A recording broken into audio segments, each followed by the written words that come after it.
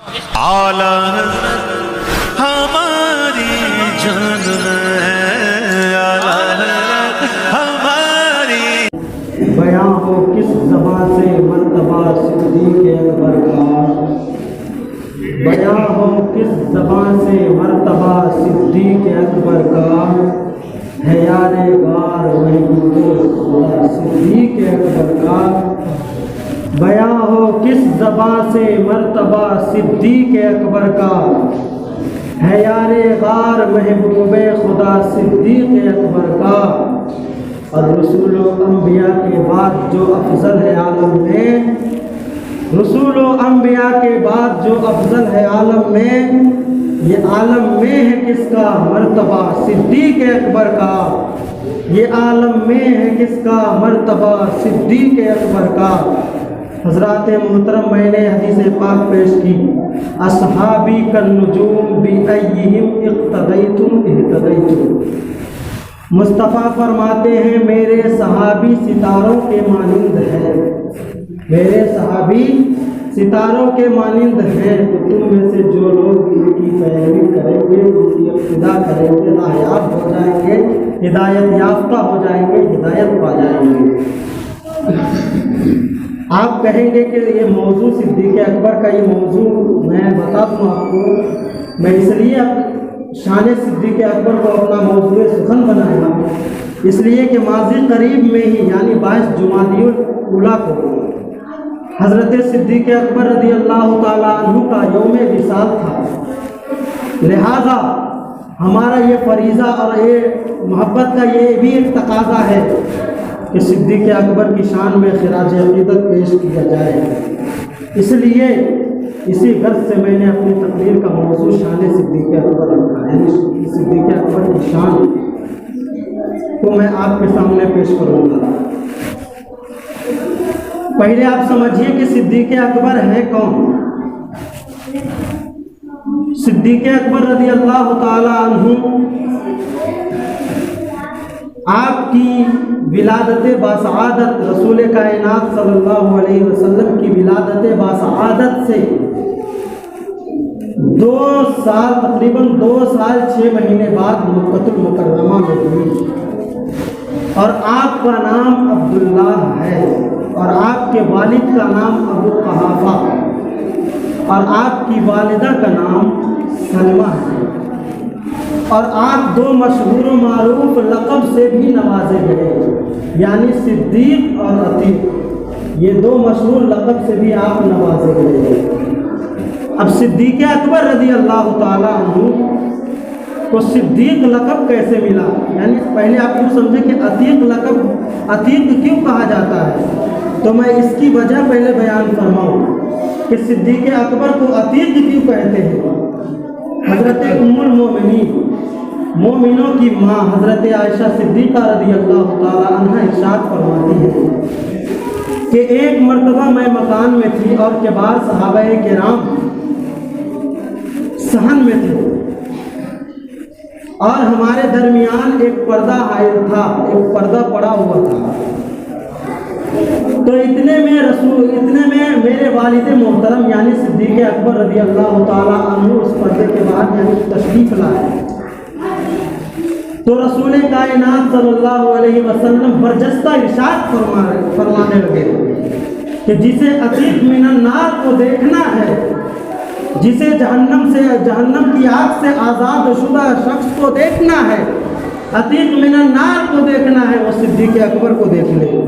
حضرات محترم، اسی روز سے آپ کا لقب عتیق ہو گیا، اسی روز سے آپ عتیق کے لقب سے مشہور و معروف ہوئے۔ اور صدیق لقب کب ملا؟ حضور اکبر صلی اللہ علیہ وسلم کا سب سے پہلا معجزہ قرآن ہے، اس کے بعد رسول اعظم کا دوسرا سب سے بڑا معجزہ معراج ہے۔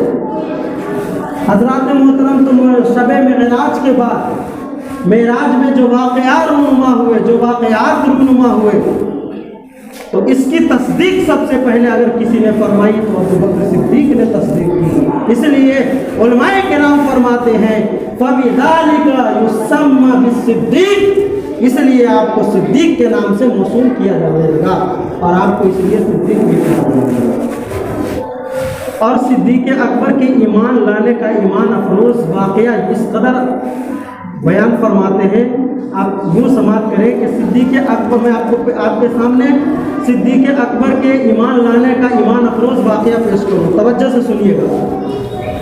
حضرت صدیق اکبر رضی اللہ تعالیٰ عنہ تجارت میں بہت ماہر تھے، یعنی آپ کو تجارت میں مہارت تامہ حاصل تھی، اور آپ اپنے اطراف میں ہی نہیں بلکہ دور دور تک کا سفر کر کے آپ تجارت کرنے کے لیے آپ دور دور تک کا سفر کیا کرتے تھے۔ ایک مرتبہ جب آپ یعنی کبھی کبھی آپ کو ملک شام کی طرف بھی جانا ہوتا تھا، تو جب آپ ایک مرتبہ ملک شام کے سفر میں تھے تو آپ کو وہاں ایک خواب آیا۔ خواب میں آپ نے کیا دیکھا کہ چاند میری جھولی میں آ گیا ہے۔ کیا؟ چاند میری جھولی میں آ گیا ہے۔ تو حضرت صدیق اکبر رضی اللہ تعالیٰ عنہ یہ خواب، یا سمجھیے یہ خواب تھا یا ان کا تاریخ دل نور ایمان سے منور و مجلہ اور روشن و تابناک ہونے والا تھا۔ حضرت صدیق اکبر اس خواب کی تعبیر، جب نیند سے بیدار ہوئے تو اس خواب کی تعبیر پوچھنے کے لیے ایک قریب میں ایک راہب رہتا تھا، اس راہب کے پاس آپ چلے گئے کہ صاحب میں شام کے سفر میں تھا تو میں ایک خواب دیکھا ہوں، ذرا اس کی تعبیر تو بتا دو۔ میں خواب کچھ اس قدر ہے کہ چاند جو ہے میری جھولی میں آ گیا تھا، آخر اس خواب کی تعبیر کیا ہو سکتی ہے؟ وہ راہب کہتا ہے، ارے آپ کا تو قسمت دوبالا، آپ تو بڑے مقدر والے ہیں، آپ کو مبارک ہو، آپ کو یہ خواب مبارک ہو۔ وہ راہب اس خواب کی تعبیر کرتے ہوئے فرماتا ہے کہ یعنی یہ خواب نہیں بلکہ آپ کا دل تو نور ایمان سے منور ہونے والا ہے، اس لیے کہ آپ اس رسول کا کلمہ پڑھنے والے ہیں، آپ اس نبی آخر الزماں کا کلمہ پڑھنے والے ہیں جس کے صدقے میں یہ کائنات بنی، آپ اس نبی کا کلمہ پڑھنے والے ہیں کہ برق و ثمر بھی اسی نبی کا صدقہ ہے، خشک و تر بھی اسی نبی کا صدقہ ہے، برق و ثمر بھی اسی نبی کا صدقہ ہے۔ اللہ نے یہ آسمان کا شامیانہ لگایا اسی نبی کے صدقے میں، اللہ نے زمین کو بچھونا بنایا اسی نبی کے صدقے میں، یعنی آپ محمد الرسول اللہ کا کلمہ پڑھنے والے ہیں، یعنی آپ نور ایمان سے منور ہونے والے ہیں۔ اس کی ترجمانی بریلی کا امام اس قدر فرماتا ہے، وہ جو نہ تھے تو کچھ نہ تھا، وہ جو نہ ہو تو کچھ نہ ہو، جان ہے وہ جہان کی، جان ہے تو جہان ہے۔ اعلیٰ حضرت کیوں فرماتے ہیں؟ تو اب ظاہر سی بات ہے انسان اتنا اچھا خواب دیکھتا ہے تو ظاہر سی بات ہے اس کے دل میں اب تو حضور کی محبت تو ضرور پیدا ہو گئی ہوگی۔ صدیق اکبر کا دل عشق رسول سے تڑپنے لگا۔ حضرت صدیق اکبر اب سوچنے لگے کہ میں اب اس چہرے والضحیٰ کو ضرور دیکھوں گا جس کی تعبیر اس راہب نے بتایا ہے، ضرور میں چہرے والضحیٰ کو دیکھوں گا۔ اب ان کے دل میں تڑپ اٹھا، چہرے والضحیٰ دیکھنے کے لیے بے چین و بے قرار ہو گئے، مصطفیٰ کی بارگاہ میں چلے گئے۔ جانے کے بعد صدیق اکبر مصطفیٰ کی بارگاہ میں جاتے ہیں اور حضور کے چہرے کا دیدار کرتے ہیں، حضور کے چہرے کی زیارت کرتے ہیں اور التجا بھی کر رہے ہیں، یعنی ایمان لانے کا التجا بھی کر رہے ہیں۔ صدیق اکبر حضور کی زیارت کر رہے ہیں، لیکن مصطفیٰ کو دیکھو، میرے مصطفیٰ صدیق اکبر کو دیکھ کے فرما رہے ہیں، اے صدیق اکبر دیکھتے کیا ہو، پڑھو نا اشہد ان لا الہ الا اللہ واشہد ان محمد رسول اللہ، میں گواہی دیتا ہوں کہ اللہ کے علاوہ کوئی عبادت کے لائق نہیں ہے اور محمد رسول اللہ اللہ کے بندے اور اس کے رسول ہے۔ یہ ہے صدیق اکبر کے ایمان لانے کا واقعہ۔ کون صدیق اکبر؟ وہی صدیق اکبر رضی اللہ تعالی عنہ جس کے بارے میں رسول اعظم نے فرمایا، ما نفعنی مال احد قط ما نفعنی مال ابی بکر، کہ مجھے اتنا کسی کے مال نے فائدہ نہیں پہنچایا جتنا ابو بکر کے مال نے۔ کون صدیق اکبر؟ وہی صدیق اکبر جن کے بارے میں میرے مصطفیٰ نے فرمایا، انت صاحبی فی الغار و صاحبی فی الحوض، ابو بکر صدیق تم میرے غار کا ساتھی ہو تو حوض کوثر میں بھی تم میرے ساتھ رہو گے۔ کون صدیق اکبر؟ وہی صدیق اکبر جن کے بارے میں رسول اعظم نے خود فرمایا، اما انک ابا بکر اول من دخل الجنۃ من अबू बकर वो है जो मेरी उम्मत में सबसे पहले जन्नत में दाखिल होंगे। कौन? सिद्दीक़ अकबर। वही सिद्दीक़ अकबर जिनके बारे में रसूल आज़म ने खुद इरशाद फरमाया, हुब्बु अबी बकरिन व शुक्रुहु वाजिबुन अला कुल्ली उम्मती। अबू बकर से मोहब्बत करना, अबू बकर से मोहब्बत करना और उनका शुक्रिया अदा करना मेरी तमाम उम्मत पर वाजिब है। कौन? सिद्दीक़ अकबर।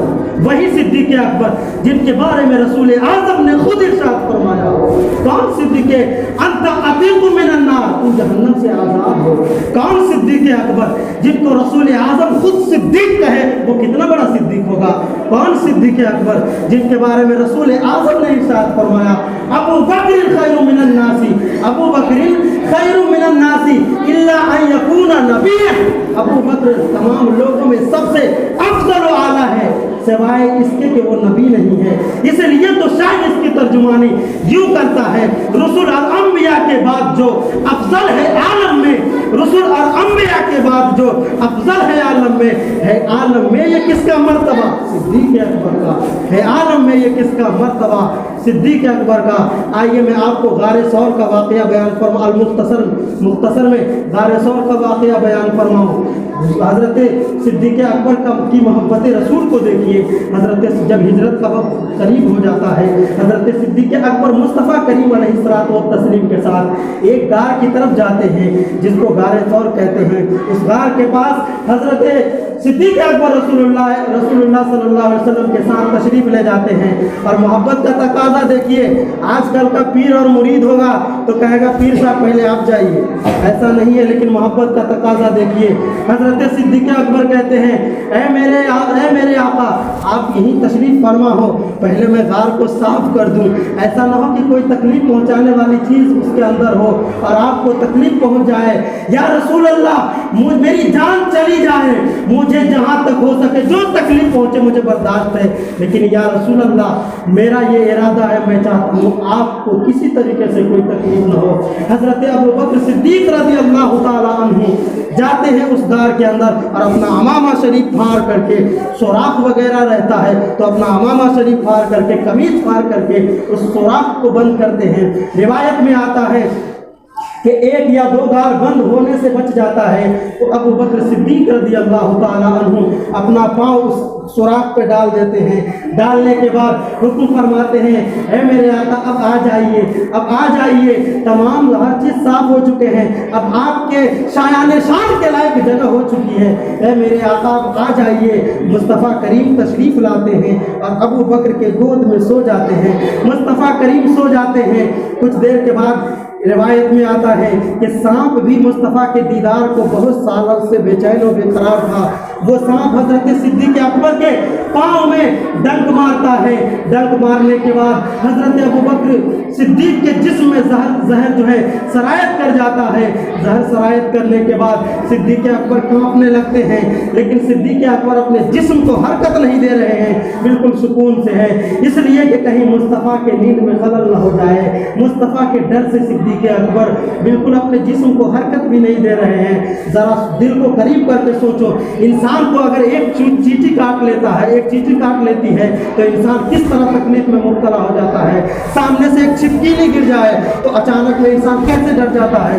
लेकिन सिद्दीक़ अकबर का अदब देखो, सिद्दीक़ अकबर तमाम दर्द को महसूस कर रहे हैं, बर्दाश्त करते जा रहे हैं, बर्दाश्त कर रहे हैं। क्या हुआ, आखिर जब जहर ज़्यादा फैल गया, सिद्दीक़ अकबर के आंख से आंसू गिरने लगे। मुस्तफ़ा चश्माने नबूवत यानी मुस्तफ़ा के रुख़सार अक़दस पे, मुस्तफ़ा के चेहरे पे जब वो आंसू गिरा, मुस्तफ़ा बेदार हो गए। बेदार होने के बाद कहते हैं, सिद्दीक़ अकबर क्या हुआ तुम्हें? ऐ सिद्दीक़ अकबर तुम्हें क्या हुआ?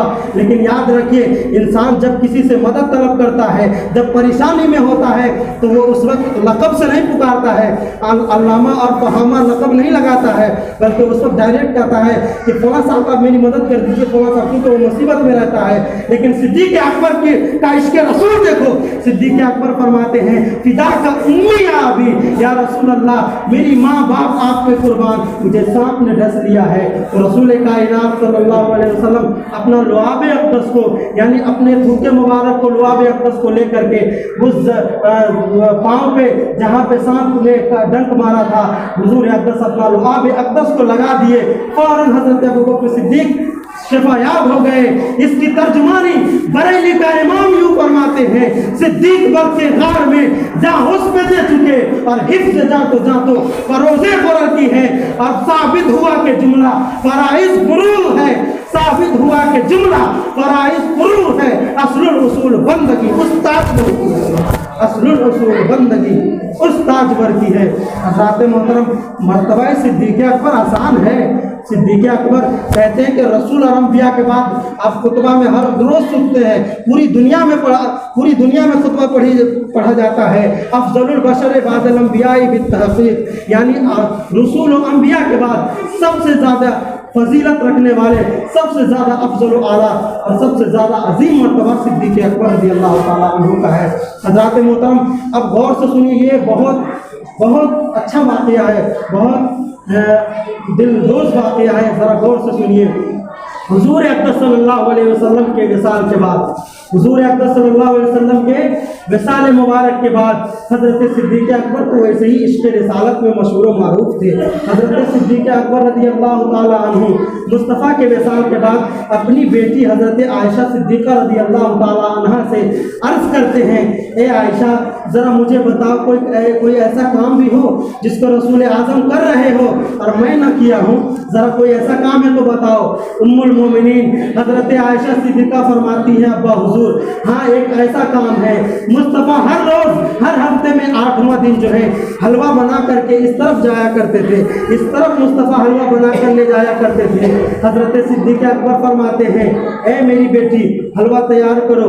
हलवा तैयार करने के बाद हज़रत सिद्दीक़ अकबर भी उस रास्ते से चले जाते हैं जिस रास्ते से मुस्तफ़ा हलवा बना करके जिस तरफ जाते थे उस तरफ सिद्दीक़ अकबर हलवा बना करके जाते हैं। जाने के बाद क्या देखते हैं, एक बहुत कमज़ोर और नहीफ़ व नाकवा शख्स, एक बहुत कमज़ोर शख्स था, पड़ा हुआ था जो निहायत ही कमज़ोर था, आँख से भी माजूर था और जिस्म पर कोढ़ भी था, वो बहुत ही माजूर शख्स था। उसको देखते हैं, जब सिद्दीक़ अकबर उनके करीब पहुँचते हैं तो वो शख्स अपना मुंह खोल लेता है। मुंह खोलने का मतलब हज़रत सिद्दीक़ अकबर जब ये आलम देखते हैं कि वो शख्स मुंह खोल रहा है तो समझ जाते हैं कि इसको हलवा खिलाना है, इसलिए कि ये तो माजूर है, ये तो देख नहीं सकता है। मुंह को देख करके हज़रत सिद्दीक़ अकबर समझ गए कि हलवा खिलाना है। आप अपनी उंगली से हलवा लेकर के उसके मुंह में डाल दिए। मुंह में डालने के बाद वो शख्स निहायत ही हिम्मत करके बहुत जोर से बोला, क्या मोहम्मद विसाल फरमा गए? तो हज़रत सिद्दीक़ अकबर कहते थोड़ी देर खामोश हो गए। खामोश होने के बाद कहते हैं, हाँ उस शफीक उम्मत ने वफात पाई। हज़रत सिद्दीक़ अकबर रज़ियल्लाहु ताला अन्हु का दिल तो वैसे ही बेकरार था। हज़रत सिद्दीक़ फिर वो शख्स कहता